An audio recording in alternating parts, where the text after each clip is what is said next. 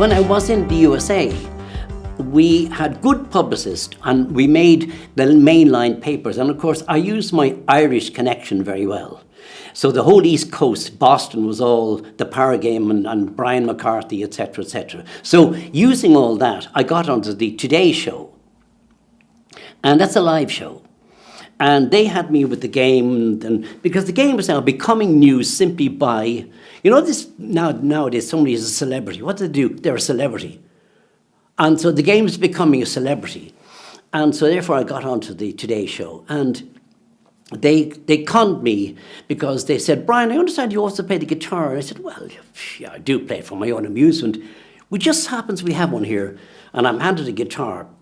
Sing something. What do? You can't say no because you're there to promote. So I sang Danny Boy. Oh, Danny Boy's a pipe. And there I was singing Danny Boy. If they wanted an all singing, all dancing leprechaun, I gave them one. Well, Gay Byrne's angle particularly was, how does an inventor convert it into a business or money? Because there are a lot of people who think they have good ideas in Ireland. And they have, but they don't see the light of day because they can't convert them. And maybe this is because I had studied marketing and really liked it and understood it. Now, I did speak German, Italian, French, and Dutch at the time. So this was very useful in terms of international marketing. It was not a damn bit of use in Ireland, but anyway, let me tell you, but it was very useful. And Gable was very keen on because the story now was that myself and Smurfit had created the first export market of games out of Ireland. Prior to that, we had imported all of our games from Waddingtons, from Spears, from these well-known English names. The Americans at that stage, Milton Bradley or Hasbro, were not selling in Ireland then. They were still selling only in America. So the only games we knew, there were famous people like Ravensburg in Germany. And I think they did sell jigsaw puzzles to us. But that was it. Now we were exporting games. So that was the big news. That's why Gabo wanted me on. Oh, well, there was one small little problem that